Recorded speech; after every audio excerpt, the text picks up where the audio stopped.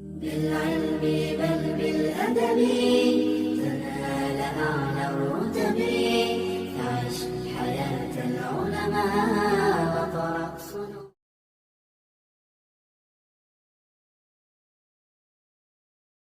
రమదాన్ కొరకు మనం అన్న ఈ కార్యక్రమంలోకి మిమ్మల్ని అందరినీ ఆహ్వానిస్తున్నాను. అస్సలాము అలైకుం వరహ్మతుల్లాహి వబరకాతు. సృష్టికర్త అయినటువంటి అల్లాహ్ యొక్క శాంతి శుభాలు మీ అందరి జీవితాలలో వర్షించుగాక. సోదరులారా, అతి పవిత్రమైనటువంటి రమదాను మాసంలో ఉన్నటువంటి ఆరాధనలన్నీ కూడా చాలా పవిత్రమైనటువంటివి.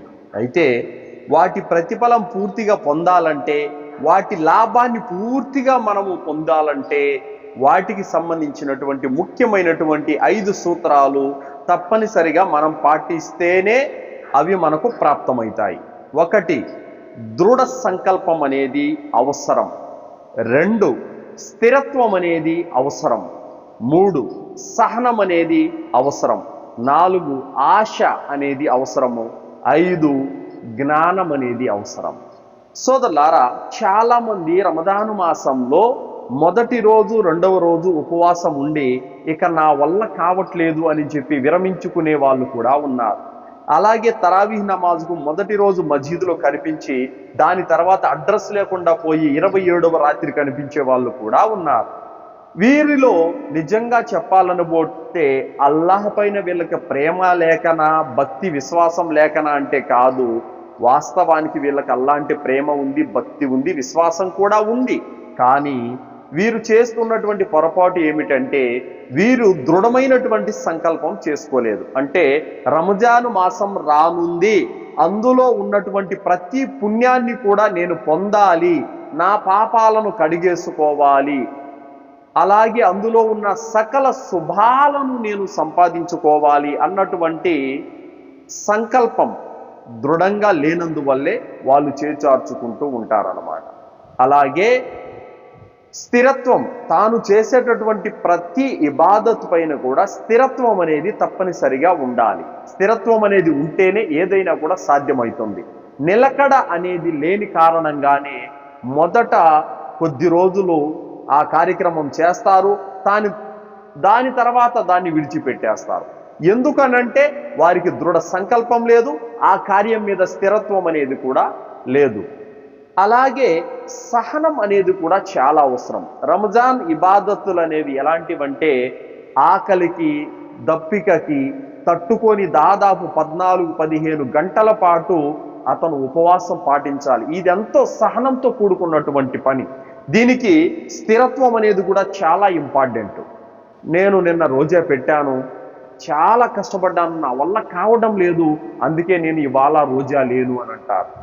రాత్రి నేను తరావీహ్ నమాజులో నిలబడ్డాను, కాళ్ళు నొప్పులు పుట్టేశాయి, ఇక నా వల్ల కావడం లేదు, అందుకే నేను రాలేకపోయాను అని అంటారన్నమాట.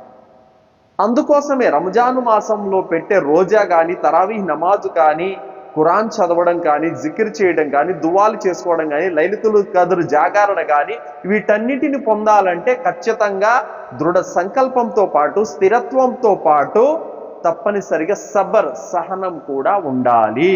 సహనంతో కూడుకున్నటువంటి ఇబాదత్తు చేస్తే దానికి ప్రతిఫలం చాలా గొప్పగా ఉంటుందన్నమాట. అలాగే ఆ పుణ్యాన్ని పొందాలి. రంజాను మాసంలో ఉన్నటువంటి ప్రతి ఒక్క పుణ్యాన్ని నేను పొందాలి, నా పాపాలు కడిగేసుకోవాలి అన్నటువంటి ఆశ, కుతూహలం కూడా ప్రతి వ్యక్తిలోనూ ఉండాలి. ఈ ఆశనే మనల్ని ముందుకు నడిపిస్తుందన్నమాట. అలాగే వీటన్నింటికి సంబంధించినటువంటి జ్ఞానం కూడా ఉండాలి. నువ్వు రోజా పెడుతున్నావు, రోజా ఏ కారణం చేత భంగం అవుతుంది, ఏ పనులు చేయడం వల్ల రోజా భంగం కాదు, ఇలాంటి జ్ఞానం తప్పనిసరిగా అవసరము. అలాగే రోజా వల్ల మనకు లభించే పుణ్యం ఏమిటి, అలాగే అకారణంగా రోజాలు వదిలేస్తే కలిగేటటువంటి దుష్పరిణామాలు, నష్టం ఏమిటి, ఎంత పాపము, అలాగే ఖురాన్ చదవడం వల్ల ఎన్ని పుణ్యాలు ఉన్నాయి, తరావీహ్ నమాజ్ చదవడం వల్ల ఎన్ని పుణ్యాలు ఉన్నాయి, జికిర్ చేయడం వల్ల ఎన్ని పుణ్యాలు ఉన్నాయి, తౌబా చేసుకోవడం వల్ల ఎన్ని పుణ్యాలు ఉన్నాయి. దీని యొక్క ఇల్ము, నువ్వు చేసే ప్రతి ఆరాధనకు సంబంధించిన ఇల్ము అనేది తప్పనిసరిగా నీ వద్ద ఉండాలి. ఆ ఇల్ము లేకుండానే చాలా మంది ఆరాధనలు చేస్తూ ఉంటారు. అందుకే ఆ ఆరాధనలో వారికి దృఢత్వం అనేది ఉండదు. సోదరులారా, మీరు ట్రైన్లలో బస్సులలో చూస్తూ ఉంటారు, చాలా మందికి సీట్లు దొరకవు. సుదీర్ఘమైనటువంటి ప్రయాణం ఉన్నప్పటికీ కూడా వాళ్ళు అలా నిల్చొని వస్తూనే ఉంటారన్నమాట. ఎవరైతే కాళ్ళు నొప్పులు పుడుతున్నప్పటికీ, నడుములు లాగుతున్నప్పటికీ అలాగే నిల్చొని చాలా దూరం ప్రయాణం చేస్తారు. కాస్త ఇబ్బంది అయినప్పటికీ, కాస్త వారికి కష్టంగా ఉన్నప్పటికీ వారు ఓర్పు సహనంతో స్థిరత్వంతో ప్రయాణం చేస్తారు, తమ గమ్యాన్ని చేరుకుంటారు, తమ ఊరిని చేరుకుంటారు. ఇదే విధంగా రంజాన్లో రోజా పెట్టడం అనేది కష్టతరమైనటువంటి పనే. తరావీహ్ నమాజులో నిలబడటం అనేది కూడా కష్టతరమైనటువంటి పనే. కానీ మీరు దృఢ సంకల్పంతో, స్థిరత్వంతో, సహనంతో, ఆశతోటి, జ్ఞానంతో మీరు ఇబాదత్ చేసుకుంటే సకల సౌభాగ్యాలన్నీ కూడా మీకు ప్రాప్తమవుతాయి, మీ పాపాలు కూడా కడిగివేయబడతాయి. అల్లాహ్ సుబ్హానహు తఆలా ఖురాన్ గ్రంథంలో అంటున్నాడు, ఇన్నల్లదీన ఖాలు రబ్బునల్లాహు సుమ్మస్తకాము తతనజ్జలు అలైహిముల్ మలాయిక అల్లా తఖాఫు వలా తహజను వఅబ్షిరు బిల్ జన్నతిల్లతి కుంతుం తుఅదూన్.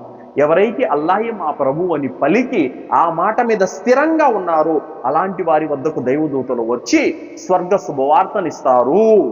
మీరు భయపడవద్దు, దుఃఖించవద్దు, మీకు స్వర్గం ఉంది అనేటటువంటి శుభవార్తను దైవదూతలు అందిస్తారని అల్లాహ్ తాలా చెప్పాడు. కాబట్టి ఏదైనా సహనం, స్థిరత్వం తర్వాతనే దాని ప్రతిఫలం ఉంటుంది సోదరులారా. కావున రంజాను మాసం అనేది, అందులో ఉన్నటువంటి సకల ఆరాధనలు మనకు ప్రాప్తం అవ్వాలంటే, వాటి పుణ్యాలు మనకు లభించాలంటే దృఢ సంకల్పం అవసరము, స్థిరత్వం అవసరము, సహనం అవసరము, ఆశ కలిగి ఉండాలి.